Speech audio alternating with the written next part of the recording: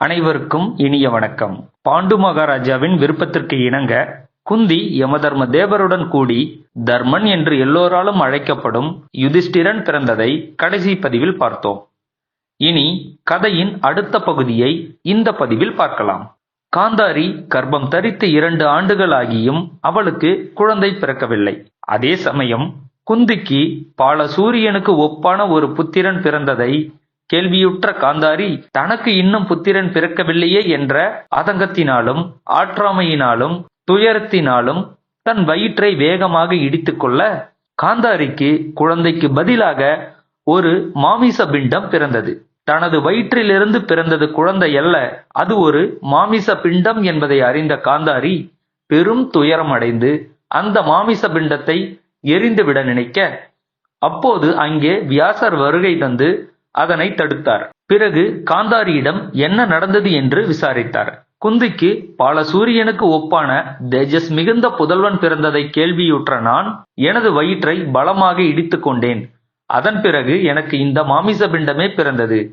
நீங்கள் எனக்கு 100 புதல்வர்கள் பிறப்பார்கள் என்று வரம் கொடுத்தீர்களே, அது பொய்யா என்று அழுதபடியே கேட்க, நான் விளையாட்டாக கூட பொய் உரைப்பதில்லை காந்தாரி.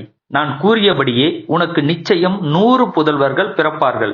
சற்று பொறுத்திரு என சொல்லி வியாசர் நெய்யினால் நிரப்பப்பட்ட 100 குடங்களை தயார் செய்ய கட்டளையிட்டார். அதன்பின் காந்தாரிக்கு பிறந்த அந்த மாமிச பிண்டத்தை குளிர்ந்த நீரினால் நனைத்தார். அந்த மாமிச பிண்டம் நீரில் நனைக்கப்பட்டவுடன் 100 துண்டுகளாக ஆனது. நெய்யால் நிரப்பப்பட்ட 100 குடங்களையும் வரவழைத்த வியாசர் அந்த ஒவ்வொரு குடத்திலும் ஒரு மாமிச துண்டினை இட்டு நிரப்பி அக்குடங்களை பத்திரமான இடத்தில் வைத்தார். பின்னர் காந்தாரியிடம் உரிய காலம் வந்ததும் அக்குடங்களிலிருந்து புத்திரர்கள் பிறப்பார்கள் என்று கூறிவிட்டு வியாசர் அங்கிருந்து இமயமலைக்கு சென்றார். சில காலத்திற்கு பிறகு அந்த குடங்களில் இருந்து ஒவ்வொரு தினத்திற்கும் ஒரு புத்திரன் வீதம் 100 புத்திரர்கள் பிறந்தார்கள். இதில் முதலாவதாக பிறந்தவன் துரியோதனன். அவன் பிறந்ததும் கழுதை கத்துவது போல அழுதான். இறையவும் செய்தான். கழுதைகளும் கழுகுகளும் காக்கைகளும் மற்றும் மாமிசம் உண்ணும் குரூரமான மிருகங்களும் நரிகளும் அவனோடு சேர்ந்து கத்தின. அது மட்டுமின்றி பல இடங்களில் தீப்பற்றி எரிந்தது. பெருங்காற்று வீசியது. இதனால் பல இடங்களிலும் தீ வெகுவாக பரவியது. உலகின் பல இடங்களிலும் அவசகுணங்கள் தோன்றின. இந்த தீய சகுனங்களால் பயம் கொண்ட திருதராஷ்டிரன் அநேக பிராமணர்களையும் பீஷ்மரையும் வேண்டியவர்களையும் குரு வம்சத்தைச் சேர்ந்தவர்களையும் அழைத்து, யுதிஷ்டிரன் நமது குலத்தை விருத்தி செய்யும் மூத்த குமாரன். அவன் நம் ராஜ்யத்தை ஆளும் தகுதியை கொண்டவன், நற்குணங்கள் நிறைந்தவன். அவன் விஷயத்தில் நாம் சொல்ல வேண்டியது ஒன்றுமில்லை. ஒருவேளை அவனுக்கு பிறகு எனது மகனான துரியோதனன் மன்னரானால் என்ன நேரிடும்? ஏனெனில் இவன் பிறந்தபோது பல அமங்கலமான நிகழ்வுகள் நடந்தன. அதனால்தான் உங்களை எல்லாம் அழைத்தேன்.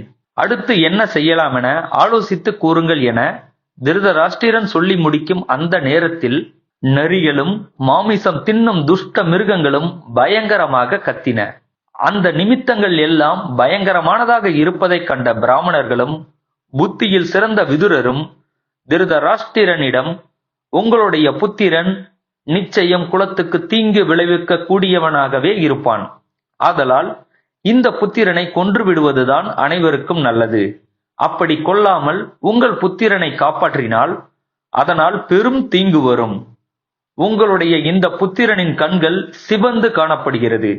இவன் நம்முடைய குலத்துக்கு மட்டுமல்ல, சத்திரிய குலத்திற்கே பெரும் நாசத்தை விளைவிப்பான். திருதராஷ்டிரனே, உனக்கு 100 புத்திரர்கள் இருக்கிறார்கள். உங்கள் குலம் நலமாக இருக்க வேண்டுமென நீங்கள் விரும்பினால் இந்த ஒரு புதல்வனை நீங்கள் விட்டுவிடத்தான் வேண்டும். உங்களுடைய புதல்வனை தியாகம் செய்து உங்கள் குலத்தையும் உலகத்தையும் காப்பாற்றுங்கள். ஒரு குலத்திற்காக ஒருவனையும், ஒரு கிராமத்திற்காக ஒரு குலத்தையும், ஒரு தேசத்திற்காக ஒரு கிராமத்தையும் தியாகம் செய்யலாம். இவ்வாறு விதுரரும் பிராமணர்களும் திருதராஷ்டிரனுக்கு ஆலோசனை கூற, அவர்கள் சொல்வதில் உள்ள நியாயமும் உண்மையும் தெரிந்தும் கூட புத்திர பாசத்தினால் திருதராஷ்டிரன் தன் மகனான துரியோதனனை கொல்லவில்லை. திருதராஷ்டிரனுக்கு துரியோதனனை தொடர்ந்து தினம் ஒரு புத்திரர்கள் என 100 நாட்களில் 100 புதல்வர்கள் பிறந்தனர். கடைசியாக ஒரு புதல்வியும் பிறந்தாள். மேலும் காந்தாரி கர்ப்பம் தரித்து வயிறு பெரிதாக இருந்த சமயத்தில் திருதராஷ்டிரன் தனக்கு பணிவிடை செய்து கொண்டிருந்த கன்னிகையான ஒரு வைசிய பெண்ணுடன் கூடினான். அந்த கூடலினால் சிறந்த புத்தியும் பெரும் புகழும் கொண்ட யுயித்சு எனும் ஒரு புதல்வன் பிறந்தான். இவ்வாறு திருதராஷ்டிரனுக்கு காந்தாரி மூலம் 100 புதல்வர்களும் மற்றும் ஒரு புதல்வியும் பிறந்தனர்.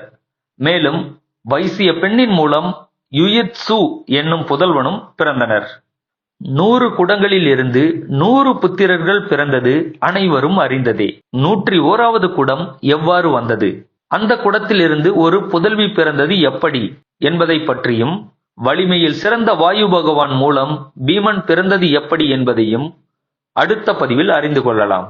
இப்போது நான் உங்களிடமிருந்து விடைபெறுகிறேன். நன்றி, வணக்கம்.